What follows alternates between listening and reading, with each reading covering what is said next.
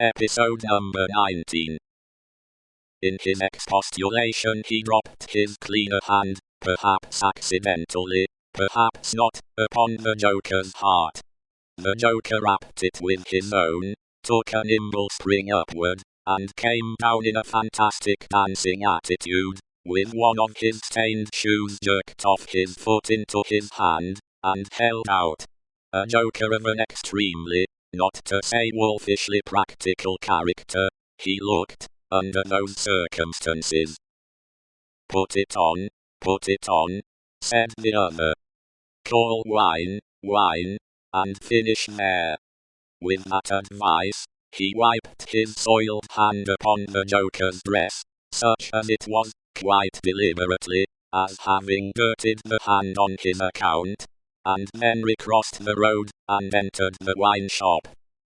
This wine shop keeper was a bull-necked, martial-looking man of 30, and he should have been of a hot temperament, for, although it was a bitter day, he wore no coat, but carried one slung over his shoulder.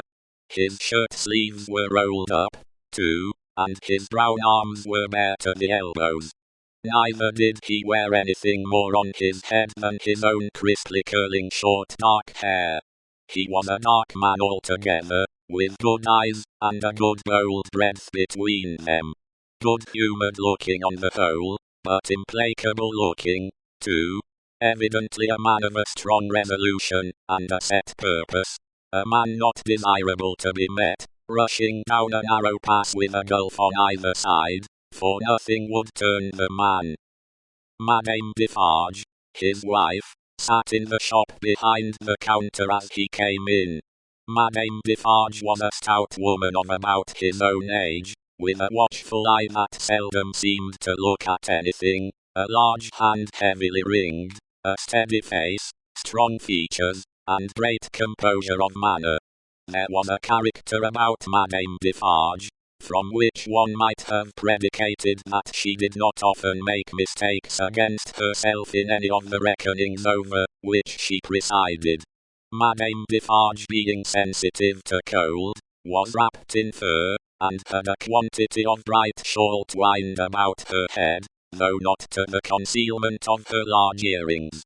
Her knitting was before her, but she had laid it down to pick her teeth with a toothpick. Thus engaged, with her right elbow supported by her left hand, Madame Defarge said nothing when her lord came in, but coughed just one grain of cough. This, in combination with the lifting of her darkly defined eyebrows over her toothpick by the breadth of a line, suggested to her husband that he would do well to look round the shop among the customers, for any new customer who had dropped in while he stepped over the way. The wine shop keeper accordingly rolled his eyes about, until they rested upon an elderly gentleman and a young lady, who were seated in a corner. Other company were there. 2 playing cards, 2 playing dominoes, 3 standing by the counter lengthening out a short supply of wine. As he passed behind the counter, he took notice that the elderly gentleman said in a look to the young lady, "This is our man." "What the devil do you do in that galley there?" said Monsieur Defarge to himself. "I don't know you." But he feigned not to notice the 2 strangers, and fell into discourse with the triumvirate of customers, who were drinking at the counter. "How goes it, Jacques?" said one of these 3 to Monsieur Defarge. "Is all the spilt wine swallowed?"